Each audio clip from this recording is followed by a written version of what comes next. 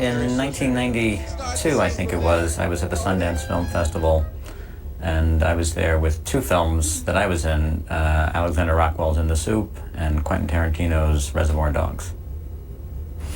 It was my first time at the festival, and I was, very excited to see other films and looking into programs. And there were a lot of interesting filmmakers there, but the one that caught my eye in the program was a title that I couldn't pronounce. I can pronounce it now: Symbiopsychotaxiplasm, Take One. This was a film that was made in the late 60s that never had a proper release. Had a score by Miles Davis, and was an experimental feature. And so I got my ticket and I went to the screening and was watching the film, and about halfway through the film, the projector broke. And Bill Greaves, who was there, just standing in the back, sort of just ambled down the aisle and got up in front of the audience and said, "Well, we seem to be experiencing technical difficulties, but I'll take any questions you have so far." And I was convinced that this was part of a film performance. I was really sure of it. I went, this is all planned. This is brilliant. I've met people since then that have been at that screening, and we get really excited. You were there, when the projector broke. Yeah, wasn't that great? We talk about it like it was this big event. It was really memorable, and it felt really special. It really felt like here's somebody that's really doing something, trying something new, and succeeding. Bill made the film that he wanted to make. So I never measure success by, certainly never box office, and also not what the critical reaction is, because sometimes it takes, as in this case, years and years before a film can be truly appreciated. Maybe he wasn't even sure what, how it was going to turn out, which really, that impresses me a great deal, because it really was a total experiment. And he did it, and I think it's a really beautiful film. Part of the idea was that Bill wanted everything filmed. And that was the other great thing about the film, was that it was filmed with 3 cameras.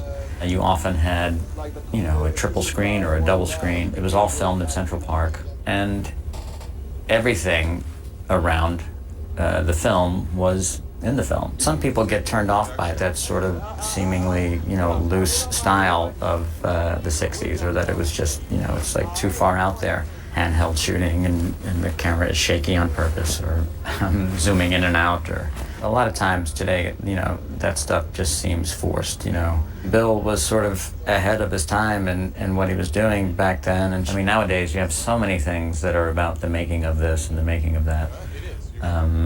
Bill was a pioneer in this type of film making, but it wasn't also just the making of. It's Bill, I think purposely trying to create tension and confusion. Bill is also a good actor, so it was hard to know if he was acting like he, wasn't aware of the effect that he was having. And that was the other, fun thing about watching it, was trying to figure this guy out. I really liked the actors who were in the piece. The film starts out with the couple arguing, and there really was this energy to it that I thought it was improvised.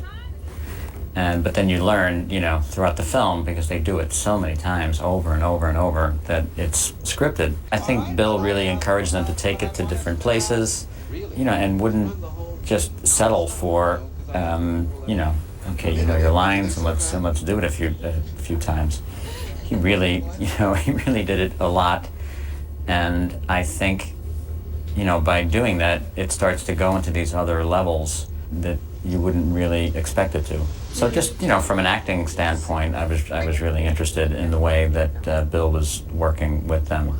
In that way, the work sort of reminded me of Cassavetes, who I'm a big fan of, and I asked Bill about that, and he said that he had never really seen any of Cassavetes' work. And I said, wow. The mutiny scenes in Take One, when the crew decided to film themselves without him knowing it, I couldn't tell, is this part, does Bill know this is happening? Part of what he was doing was, this was at the height of the Vietnam War. He was sort of trying to see how far people can be pushed before they say no, before they revolt. Had they not filmed themselves, Yeah, probably would have changed what the film was, and certainly Bill talks about it himself, where he thought that he didn't really have a film until he saw that footage. But even without those scenes, Bill, working with what he had, would have still made an interesting film. Bill asked me if I would be interested in helping him out with getting Take Two off the ground, and I said I would, but it took years.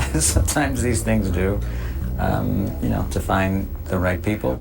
Finally, having nothing to do with me, Bill hooked up with Steven Soderbergh, and somebody showed Steven the film, and he really loved it and wanted to get involved. And that's when it really came together with the financing.